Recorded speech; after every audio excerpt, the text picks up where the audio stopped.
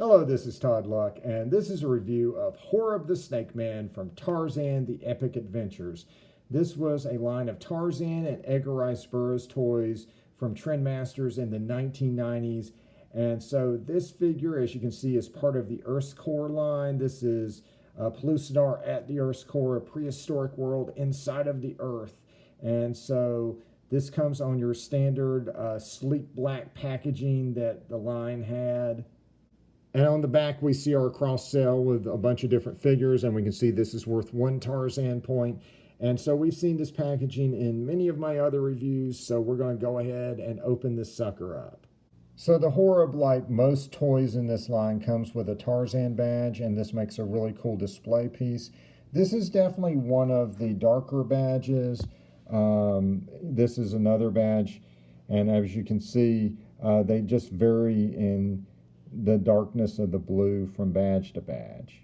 So first of all, he can stand on his own. Apparently the monsters in this line, or at least the Plant Man and the Horib, are capable of doing that.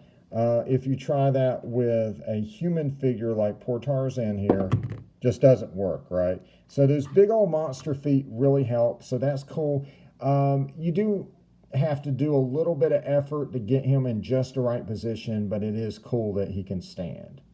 He comes with a black sword. Mine has a little bit of a blemish, but that's probably just mine.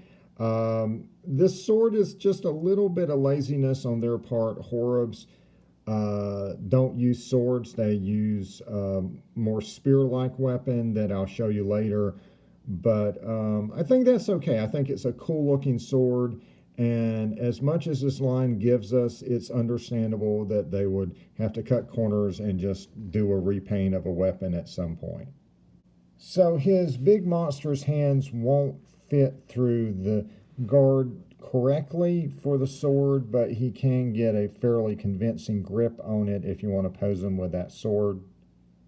So taking a look at the detail on the figure, it is quite nice. We can see all kinds of scales and bumps and all this stuff on the Horib. He is a Snakeman. You can check out my review of the action figure for the description from the novels of a Horib. But let's just say this is pretty spot on.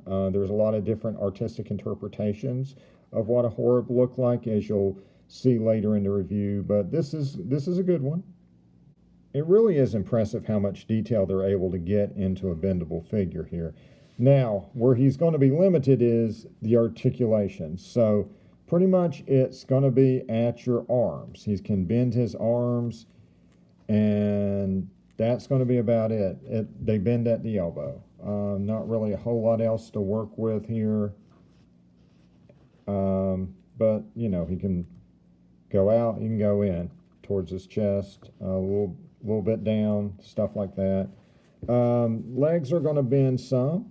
They're going to be hindered by that detail, but there's not really a whole lot you could do with the bendable legs anyway. So, and mine, this is probably just mine.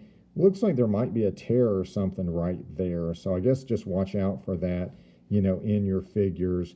Not a big deal, because you only see it if you bend the leg, and there's probably not too many circumstances that's going to happen. If you want to give him a more Horib appropriate weapon, he does work with the other weapons in the line. Here he is with the weapon that came with the 5.5-inch Dino Armor Tarzan.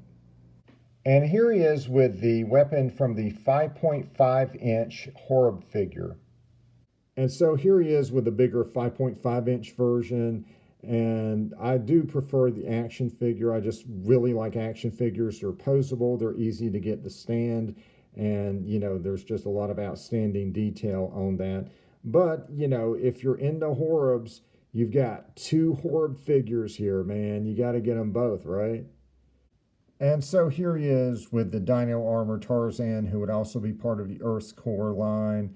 And so they size up pretty well together.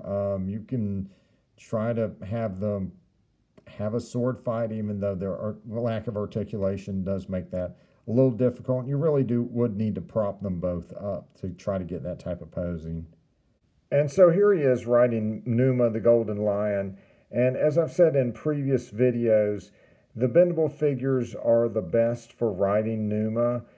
And that's kind of interesting because the Horibs aren't just snake men, they're snake men that ride giant lizards. And that's right, in the novels, they actually have their own steeds. So that got me thinking, like, how cool would it have been if Trendmasters had put out the giant lizards that they rode around on? That would have been awesome. There is a new Tarzan line coming from Boss Fight Studios. COVID has delayed those first two figures, but man, if they ever get to the Earth's core, that would be amazing if we could get the Horib with the lizard that it rides around on. So I said I was concerned about the tearing on the Horib's leg, and I just looked at my Bendable Dino Armor Tarzan that I did a review of a couple weeks ago, and I noticed a little bit of tearing on his arm. So that's just something to keep in mind. You know, I mean, it's not really that big a deal if you're posing them, but, you know, if you're giving them to a kid to play with, just keep that in mind that, you know, they could get easily damaged. So I do prefer the 5.5-inch action figure version of the Horib, but if you're a fan of this creature, there's only 2 action figures of him in existence, so you might as well get both of them. And it's pretty good for what it is. If you are going to display him, he can stand like I showed you, but it is not a very stable position, and you can expect him to fall over, so just, you know, kind of put him up accordingly, and you probably want to have him near something he can fall on or just prop him up. All right, that's it. Like and subscribe for more videos, and until next time, see ya.